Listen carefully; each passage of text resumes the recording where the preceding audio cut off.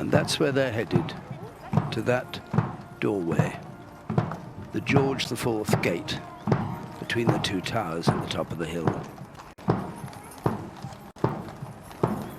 And that's where, in the quadrangle, the king and members of the royal family will join this procession, and it will turn round down to the left to the lower ward.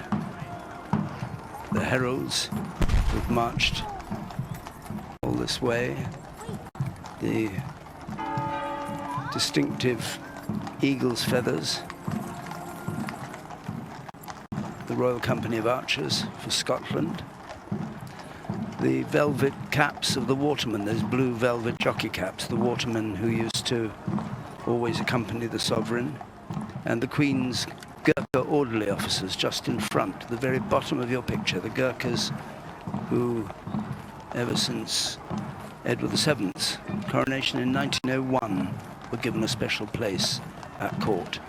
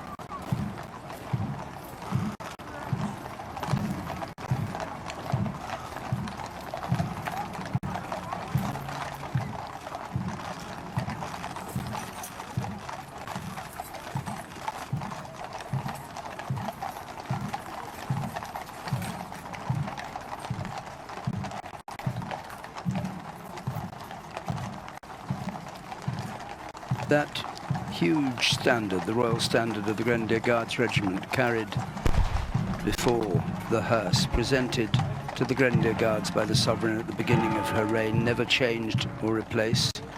The Queen's Company colour, as it's called. It dominates this procession. It's a huge flag. But there is a moment in the service to come when a very small flag is placed on the Queen's coffin by the King just before the coffin is lowered into the vault. Not that grand standard you can see there, but something called the camp colour.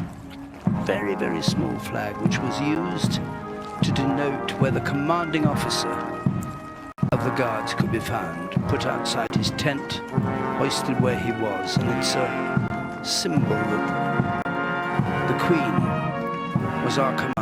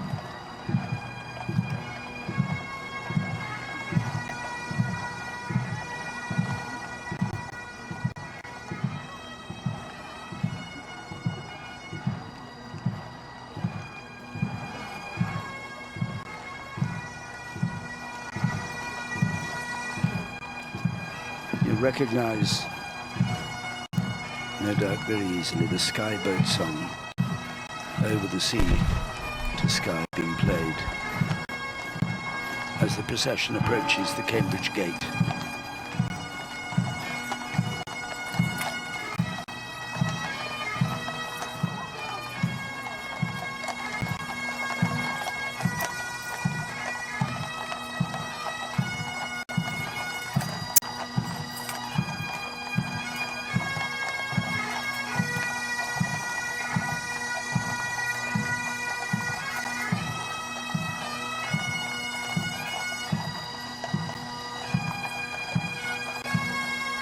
There are 64 pipers and drummers playing from a whole host of regiments and battalions, from the Royal Scots Dragoon Guards, the Royal Tank Regiment, the 1st Battalion Scots Guards, 1st Battalion Irish Guards, the 4th Battalion, the Royal Regiment of Scotland, the Highlanders, and the 19th Regiment of the Royal Artillery, and the Army School of Bagpipe Music.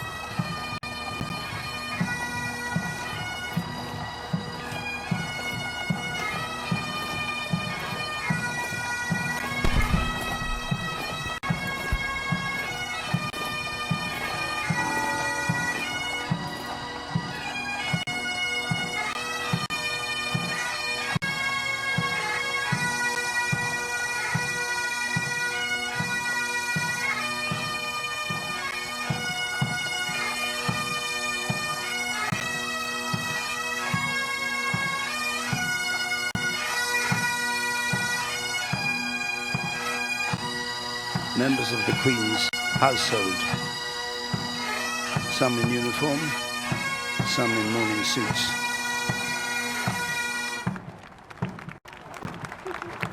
Just before the Queen's colour there.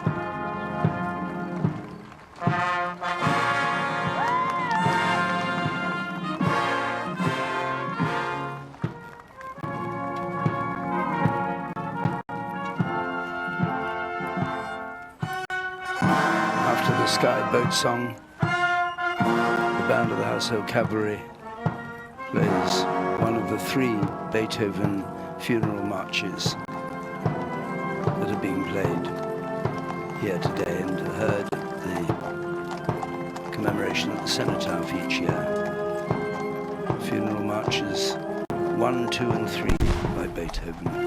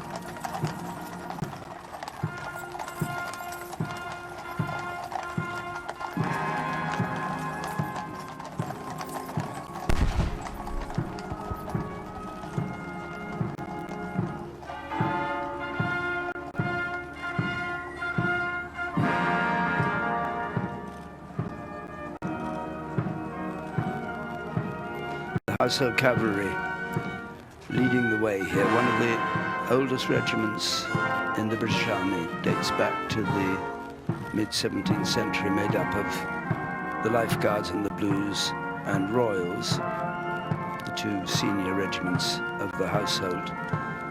And they always have the job of protecting the monarch and of taking part in the ceremonial processions in London. They provide a mounted, dismounted guard at Horse Guards. They're there at the state opening of Parliament. They're there at state banquets.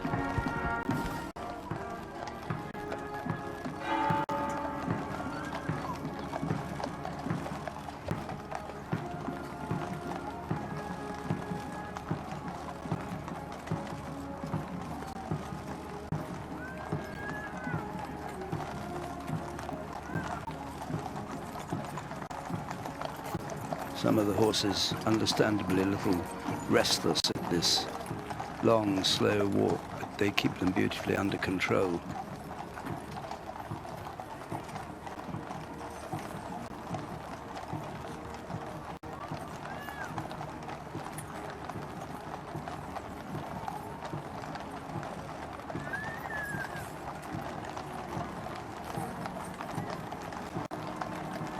Behind the hearse, the sovereign standard of the Household Cavalry.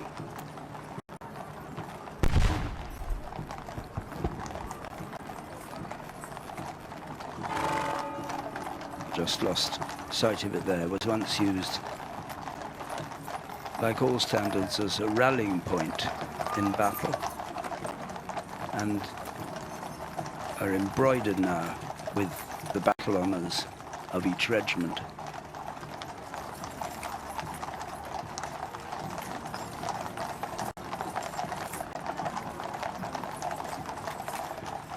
It is a very splendid and very touching sight, this last procession for the Queen. After all the glamour of the processions in London, there's huge numbers of people here. This quite intimate procession bearing the coffin of the Queen back to her home at Windsor, the place where she came every weekend if she could, where she spent her childhood years, and where she came for a month each year in the summer and at Easter, a place that she called home, and where during the pandemic she and the Duke of Edinburgh spent lockdown instead of going for Christmas to Sandringham, where they celebrated their 73rd wedding anniversary. And where, of course, she sat alone in St. George's Chapel at the funeral of her husband.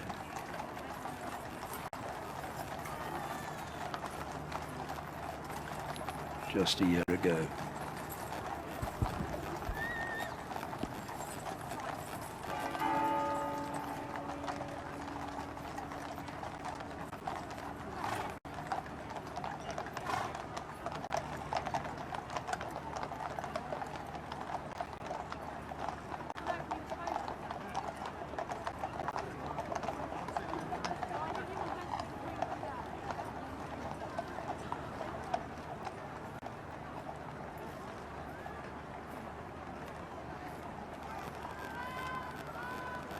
These are the final moments for the people to see the hearse, because once it goes inside through the gate, the Cambridge gate that leads up to the George IV gate into the quadrangle of Windsor Castle itself, there will be no members of the public.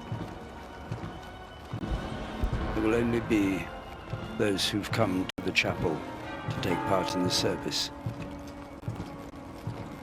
So this is quite literally the last glimpse of the sovereign's coffin that her subjects will see, except, of course, watching it on television.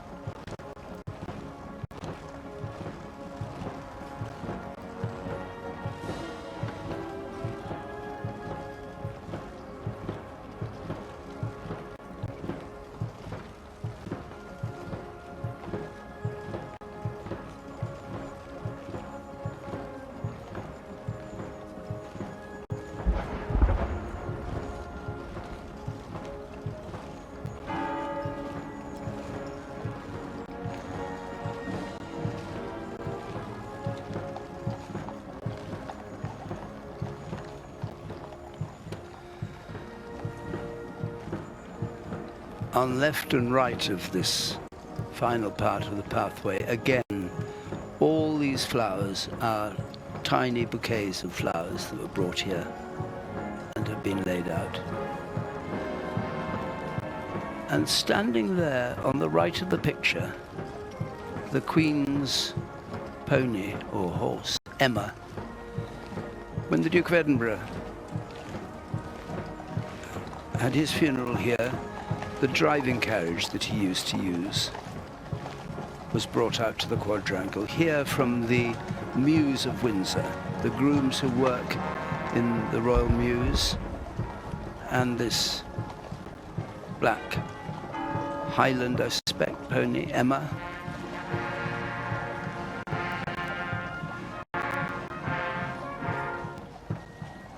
Come to watch the coffin go past. It was only a few months ago that the Queen was seen riding in the park.